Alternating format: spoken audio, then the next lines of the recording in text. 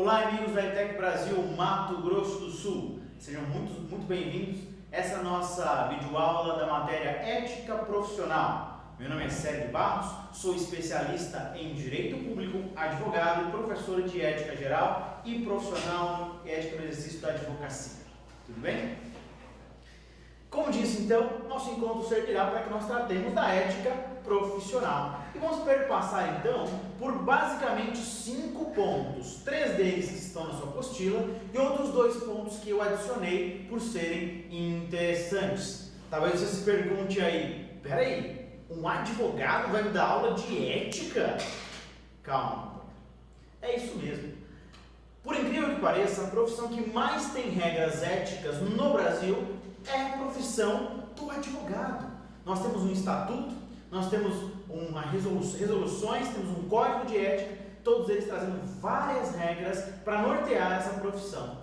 Obviamente, nosso objetivo não é estudar a faculdade da advocacia, mas sim as regras gerais de ética e também as regras específicas para a administração. Vamos perpassar, ver algumas obrigações bem rápidas do administrador a respeito da ética profissional deste administrador. Então, o nosso tema vai ser, primeiro, ética e responsabilidade social, nosso primeiro tema, uma geralzona sobre a ética, o que é, o que significa, como é que a gente pode conceituar, contextualizar. Depois, os códigos de ética, de modo geral, que têm surgido em cada empresa. E, por fim, também teremos o código de ética do administrador, bem rapidinho para a gente ter contato com isso. Depois, problemas éticos na hora de gerir uma equipe e conflitos nas relações humanas. O nosso primeiro tema, então, é ética e responsabilidade social. Senhores, primeira coisa é ver de onde veio esse termo ética. Ele vem do grego ethos. Aí você fala, professor, o que é essa língua no meio do dente? Ethos. Muito bem, é assim que se pronuncia a língua grega quando eu tenho um TH. Você se lembra que na língua inglesa, no inglês, quando você tem um TH, você pronuncia também com aspiração, põe a língua no meio do dente, solta uma babinha no colega que está na frente e fala, the, não é? Pois bem, colegas, da mesma forma é o grego quando tem um TH. Na verdade, a língua inglesa, americana, ela teve sua origem na língua grega, diferente da nossa língua portuguesa, que tem seus primórdios na língua latina, no latim. Mas enfim, isso significa basicamente caráter. Esse é o significado da palavra ethos, tá? E aí eu preciso explicar uma coisa. Um dos primeiros filósofos que estudaram a ética foi o próprio Aristóteles. E ele estudou pensando em retórica.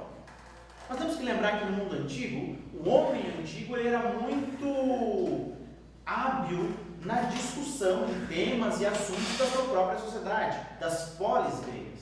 Então eles iam nas praças discutir esses assuntos. E aí, para eu poder discutir, levar bem uma discussão, eu precisaria dominar as regras de retórica. E para ser um bom orador, eu precisaria ter 3 coisas. Primeiro, eu precisaria dominar o assunto que eu vou apresentar. Tá? Então eu precisaria do logos, conhecimento. Depois eu precisaria de emoção. Como assim? Mostrar que aquele conteúdo é um conteúdo significativo. Se eu disser para você, mais ou menos assim: olá, tudo bem? Vamos estudar ética. Deu para ver que ficou chato, né? Então eu preciso fazer o quê? Ter emoção, aumentar o tom de voz, diminuir um pouquinho, mexer com os braços, os meus olhos esbugalhados, né? na sua tela. Tudo isso demonstra o quanto esse conteúdo é significativo. E o terceiro item que nos é o mais importante era a ética. O cara tem que praticar aquilo que ele ensina. Ele tem que ter caráter, bons costumes. E aí então convencionou-se que não só os oradores das polis gregas deveriam ter ética, mas todo mundo. E o conceito moderno que está na sua apostila é esse, que ética é o conjunto de valores morais e princípios que norteiam a conduta humana em sociedade, promovendo o equilíbrio e um bom funcionamento social. Então veja, o ser humano em constante evolução, segundo a sua apostila, mas eu penso em constante transcendência, constante expansão do seu ser. Eu não gosto muito dessa palavra evolução, porque o homem antigo teria muito mais capacidade cognitiva do que nós, homens pós-modernos. Né? Ele suportaria assistir um discurso de 2, 3 horas sem maiores problemas, enquanto que nós hoje, pelas regras normais, suportamos 20 minutos de um bom discurso. Mas olha só, atualmente esse comportamento ético não é só mais para as pessoas. Antes era para os oradores, pessoas, e agora também para as empresas ou organizações. Então várias profissões, vários profissionais liberais se submetem a códigos de éticas específicos. Eu dou um exemplo, que são os próprios advogados, que têm um maior número de regras éticas e por isso está tendo um aumento significativo de processos éticos contra advogados que ferem esses códigos de ética. O que mais? Então a nossa apostila ela dá algumas regras para a gente poder ser um pouco mais ético na nossa relação de emprego, relação de trabalho. Vai dizer dica 1, cumpra aquilo que você prometeu. Prometeu uma coisa? Vai e faz. Dica 2, admita que você também pode errar. Aqui eu quero discutir um pouquinho contigo. A gente sempre tem dificuldade em assumir os nossos erros, mas isso faz parte de uma construção de um ser humano melhor, de um profissional melhor, mais hábil e pronto a servir aonde ele trabalha. Então, que a gente tenha essa consciência e consigamos olhar para dentro de nós, com o nosso através do nosso autoconhecimento, buscarmos reconhecer as nossas potencialidades e ver uma outra deficiência para que a gente possa trabalhar isso e tornarmos cada vez melhores seres humanos, pessoas melhores, profissionais melhores. Continuando, pessoal, nós temos também a dica 3, não faça fofocas. Essa aqui é excelente. Por quê? Porque é justamente o tema de uma das suas atividades, que vai ser o assédio moral no ambiente de trabalho. O que é isso? Quando um funcionário sofre de modo sistemático algum tipo de violência moral, ou seja, que atinge a sua dignidade de modo direto ou indireto, seja pelo chefe, seja pelos colegas de trabalho. A fofoca é justamente uma forma de você praticar assédio moral, falar mal do outro, tirar sarro do outro, né? De modo que ele vai acabar se sentindo cada vez mal, e aí vem depressão e uma série de coisas. Então evitem fofoca. O que mais? Respeite a opinião do outro, mesmo que você não concorde com ela. Então, senhores, é através do diálogo, da junção de ideias dissonantes, divergentes, que a gente chega a bons consensos, a boas práticas, seja numa empresa, seja na família, em qualquer lugar, em qualquer ambiente da sua vida. Então, o fato de conviver e respeitar a opinião do outro é muito importante. Né? Como diz o filósofo, certo filósofo, eu posso não concordar com o que você diz, mas lutarei até a morte pelo direito que você tem de dizer, de expressar aquilo que eu eventualmente não concorde. Tudo bem? Dica 5. Não aceite créditos de algum trabalho que não foi você que realizou. A gente sempre fica, puxa vida, esperando um reconhecimento, às vezes ele não vem, então a gente busca esses meios transversos. Né? Outra pessoa faz, alguém acha que fomos nós que fizemos, e a gente leva os louros. Não. Cada um com o seu cada qual. O que mais? Seja honesto e não tente esconder as coisas. Seja honesto consigo mesmo, com o seu chefe. Está com dificuldade? Apresente, não segure para si a situação e fique ali, e agora o que eu faço? Meu Deus, eu não sei o que eu posso fazer. Não, compartilhe. Hoje mesmo as ideias de gestão empresarial, todas elas trazem consigo uma coletividade dessa gestão. Ou seja, as pessoas compartilharem as decisões e as ações. Isso é bom, porque você tem os louros repartidos e ao mesmo tempo também os prejuízos repartidos. Ou seja, todo mundo assume e se torna protagonista de uma empresa. Então, convide os outros a dialogar com aquilo que você faz. Não adie decisões desagradáveis. Se tiver que tomá-las, faça o mais breve possível. A gente às vezes foge de um problema, né? Acontece, você é ser humano, eu também sou, E sei que a gente às vezes dá uma escapadinha pela tangente, mas às vezes não é o melhor caminho. Então, a dica 7, a proposta do nosso material escrito é essa: não fuja. Espere sua vez de falar e não atropele as ideias dos seus colegas. Isso é muito importante. Num ambiente democrático, a gente precisa saber falar e principalmente saber ouvir. Não dá para a gente querer interromper os outros, falar em cima dos outros, por mais que tenhamos uma ideia genial, e sempre a nossa ideia é mais genial que a dos outros, né? Mas a gente ouve, vai que o outro tem razão também. E assuma suas responsabilidades e não prejudique os outros. São dicas simples, rápidas, que falam muito sobre a ética profissional, do profissional.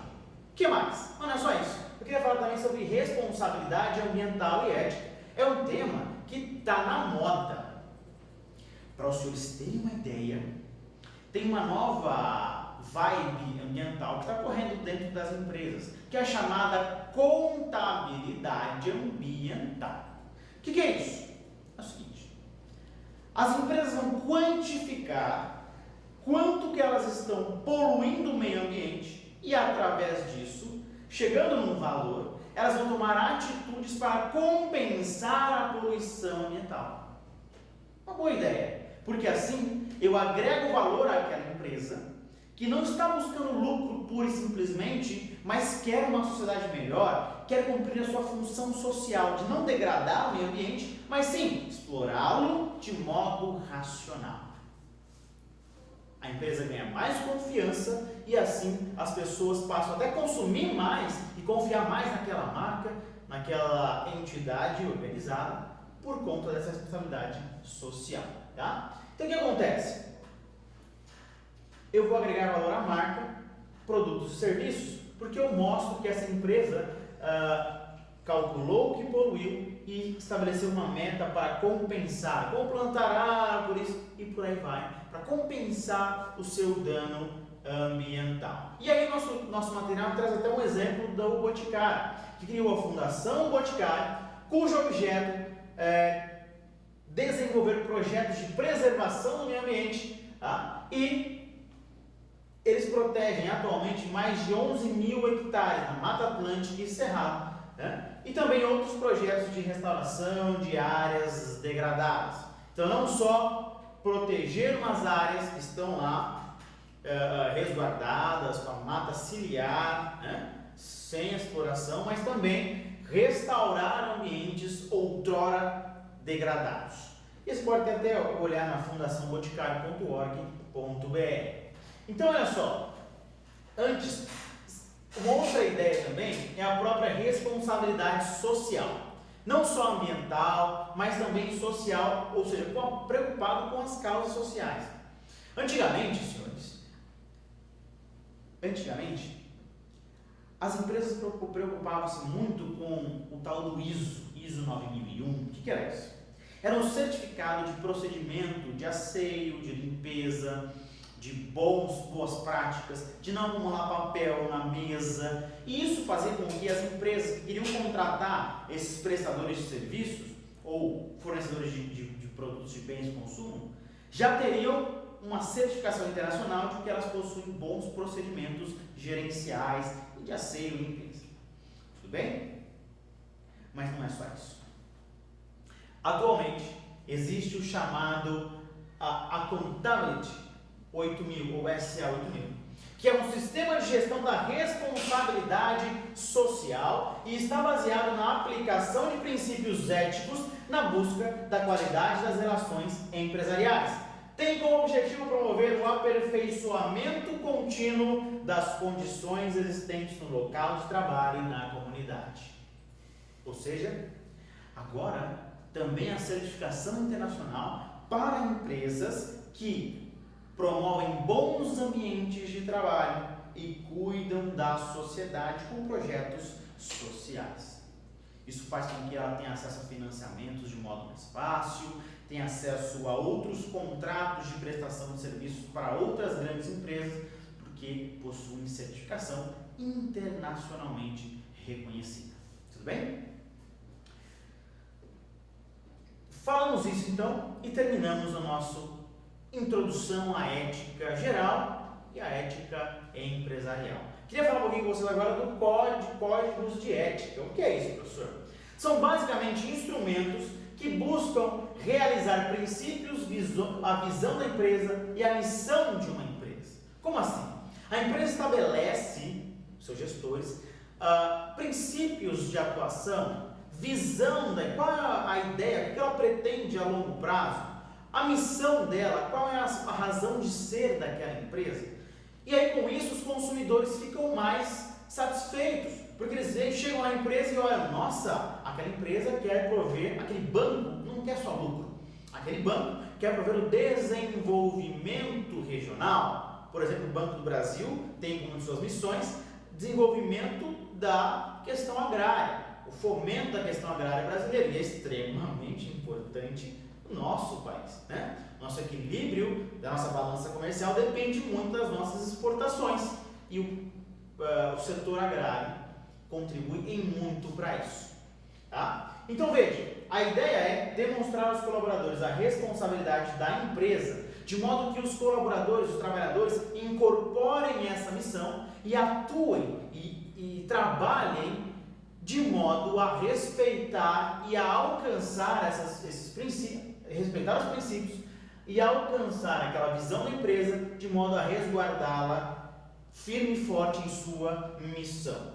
E também você vai sensibilizar os colaboradores e conscientizá-los para que eles tenham cada vez mais práticas melhores de atuação laboral. O que mais?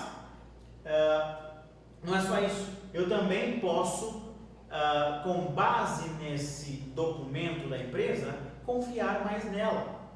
Porque se ela tem princípios éticos de atuação, significa que ela vai tratar melhor o consumidor, respeitar as leis e daí por diante. Eu tenho um exemplo para vocês, está aqui o link no meu slide, que o Banco do Brasil disponibiliza a todas as pessoas o acesso ao seu código de ética. Ou seja, cada empresa fará o seu código de ética para que as pessoas tenham contato, se identifiquem, possam se sentir acolhidas por essas regras éticas e até contratem mais com ela. Tudo bem? E é formado basicamente por um conjunto de políticas e práticas específicas, tá? Para orientar e apoiar os colaboradores. São documentos que orientam e apoiam as pessoas que trabalham naquela empresa. E podem ter dúvidas, podem ter questionamentos, podem consultar esse código de ética, tá? Ele é aplicável em qualquer lugar, seja na empresa privada, seja na empresa pública ou nas entidades governamentais, tudo bem? O que mais teríamos para falar? Eu queria falar um pouquinho contigo ainda, nesse primeiro bloco, a respeito do código de ética do administrador, que nada mais que está materializado, que está esculpido na resolução 353 do CFA, do Conselho Federal de Administração. Tudo bem? Vamos dar uma passada por cima, uma sobrevoada sobre essa resolução. Não dá para esgotá-la, embora ela tenha praticamente 14 artigos.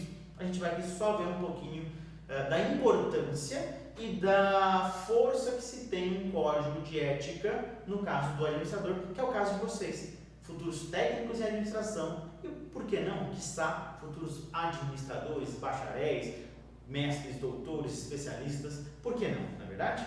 Então, olha só, primeiro nós temos como no preâmbulo, no inciso 2, do Código de Ética do Administrador, que o exercício da profissão de administrador implica em compromisso moral com o indivíduo. Vamos falar então do Código de Ética do Administrador, que tem em seu preâmbulo o inciso 2, que diz que a função do administrador é zelar não só pelo indivíduo ou pelo seu cliente ou pelo seu patrão, empregador, mas também a toda a sociedade, tá bom? Impondo deveres e responsabilidades. Ele vai dizer qual é o melhor caminho, qual é o melhor investimento, qual a melhor atitude gerencial para enfrentar uma crise. Ora, em tempos de crise como nós estamos hoje no Brasil, é óbvio que o trabalho do administrador é extremamente importante para que a gente possa vencer esse momento. Não é à toa que muitas empresas vão à falência por falta ou por má gestão Boa intenção, mas má gestão. Por isso, a importância de um administrador. Tudo bem? Também temos o inciso terceiro que vai dizer: o Código de Ética Profissional do Administrador, CEPA, é o guia orientador e estimulador de novos comportamentos e está fundamentado em um conceito de ética direcionado para o desenvolvimento, servindo simultaneamente de estímulo e parâmetro para que o administrador amplie sua capacidade de pensar, visualizar o seu papel e torne sua ação mais eficaz diante da sociedade. Senhores, é muito importante perceber então que regra ética, de modo geral, não só para administrador, não é regra para limitar a gente, para enclausurar, para nos enclausurar. Não. Regra ética serve para estimular a boa prática, para estimular o bom desenvolvimento da sua profissão. Ninguém quer que assuma a função de fiscal para burocratizar ainda mais o seu trabalho. Não, queremos, através da ética, potencializar tudo isso, ok? Continuando então, vamos para mais alguns itens que falam agora dos deveres do administrador. Inciso primeiro, vai dizer assim: exercer com zelo, dignidade e honestidade. Tá? Segundo, sigilo. Isso é muito importante. Que pessoa confiará os bens, algumas decisões e opiniões sobre sua vida pessoal ou de sua empresa, se não tiverem resguardado o sigilo? Ninguém. É por isso que nós sempre dizemos, para médico, advogado, administrador e contador, não se pode mentir sob pena de se padecer o paciente, de morrer o paciente. Por quê? Fala, porque o profissional tem dever de sigilo. Tudo bem? O que mais? A independência na orientação dos clientes. Olha que interessante, mesmo o administrador contratado pela CLT, subordinado, ele tem independência nas suas opiniões. Tudo bem? Ele passa a ser subordinado, mas não perde todas as características de um profissional liberal. Ele pode dar as suas opiniões e dizer: olha, agora eu não recomendo investir nessa área, ou agora recomendo investir nessa área, querendo ou não o patrão que ele diga isso ou aquilo. Tudo bem? Independência. E os incisos 4 e 6 vão trazer algo de suma importância, que é informar ao cliente a real situação da empresa e comunicar acerca das circunstâncias do negócio e sugerir melhorias. Olha que interessante. Primeira coisa, informar sempre qual a situação da empresa que você está administrando, gerindo, gestando. O que mais? Informar a respeito dos riscos da atividade, daquilo que você pode fazer, daquilo que não pode ser feito, principalmente em momentos de crise. Tudo bem? Essa é a grande intenção, informar e ajudar, auxiliar, opinar a respeito dessa empresa. Você fala: professor, qual é a consequência de um erro, de uma ofensa a um dever do administrador? O administrador que não presta atenção nisso e em outras coisas pode acarretar a responsabilidade civil do administrador. Professor, como assim responsabilidade civil? É simples. Responsabilidade vem do latim respondere, significa responder pelos seus atos. Ou seja, o administrador poderá responder por condutas antiéticas. Não informou, como vimos, não foi zeloso, não foi cuidadoso, não foi cauteloso, não informou os riscos de uma atividade.